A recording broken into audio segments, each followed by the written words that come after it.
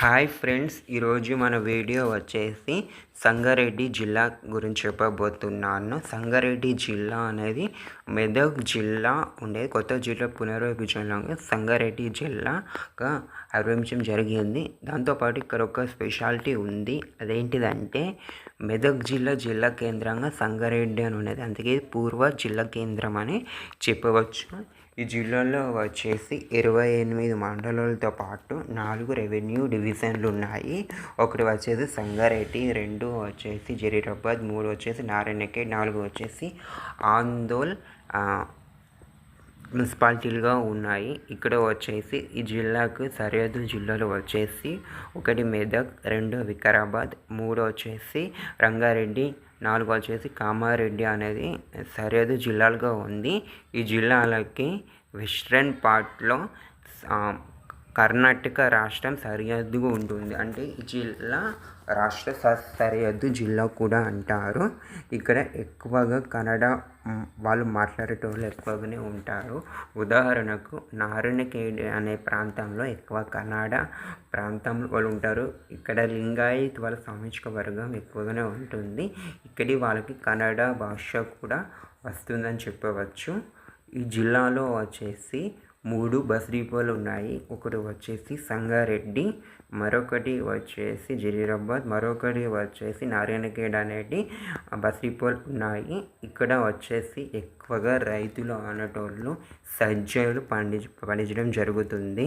ఇక్కడ ఎక్కువగా వరి కూడా ఎక్కువనే పండిస్తాడు. ఇక్కడ రైతులకి జీవనాధారమైన సింగూర్ ప్రాజెక్ట్ ఈ జిల్లాలోనే ఉంటుంది. ఇక్కడ మంజీరా నది అనేది జిల్లా ప్రవేశించడం జరుగుతుంది. కర్ణాటక నుంచి ఈ జిల్లాకి మంజీరా నది అనేది ప్రవేశించడం జరుగుతుంది. మంజీరా నది పైన సింగూర్ ప్రాజెక్ట్ అనేది నిర్మించడం జరిగిందని చెప్పుకోవచ్చు. అందుకే ఇది ఒక ముఖ్యమైన ప్రాజెక్ట్ తెలంగాణలో చెప్పవచ్చు. ఇక్కడ వచ్చేసి కొంచెం ప్రాంతము జిహెచ్ఎంసీలో కలవడం జరిగింది. ఆ ప్రాంతం ఏంటిదంటే పటాన్ చెరువు అనేది జిహెచ్ఎంసీ పరిధిలోకి వస్తుంది. మరొక విషయం ఏంటంటే పటాన్ చెరువులో ఎక్కువగా పొల్యూషన్ నగరంగా చెప్పుకోవచ్చు. ఏషియాలోనే అధికంగా పొల్యూషన్ ఉన్న ప్రాంతం ఏదంటే పటాన్ చెరువు అని చెప్పచ్చు. పటాన్ చెరువులో చాలా కెమికల్ ఇండస్ట్రీస్గా చాలా ఉన్నాయి. ఇక్కడ మినీ ఇండస్ట్రీస్ కూడా చాలా ఎక్కువగానే ఉంటుంది. పటాన్ చెరువులో చాలా మంది ఇటు ఒడిషా వాళ్ళు, బీహార్ వాళ్ళు ఎక్కువ నివసించడం జరుగుతుంది ప్రాంతంలో.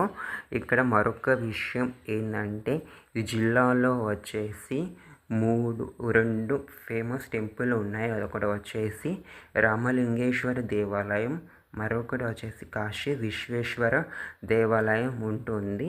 మరొకటి ఇక్కడ వైల్డ్ లైఫ్ శాంక్చురీ కూడా ఉంటుంది. ఇక్కడ మొగర్ క్రొకొడైల్ అనేది చాలా ఫేమస్ అని చెప్పవచ్చు. మరొకటి ఏంటంటే ఈ జిల్లాలో అసెంబ్లీ నియోజకవర్గాలు వచ్చేసి సంగారెడ్డి, పటాన్ చెరువు, జరీరాబాద్, ఆందోళ్, నారాయణఖేడ్ అసెంబ్లీ నియోజకవర్గాలు ఉంటాయి. ఇక్కడ ఈ జిల్లాలో 2 పార్లమెంట్ నియోజకవర్గాలు కిందికి వస్తాయి.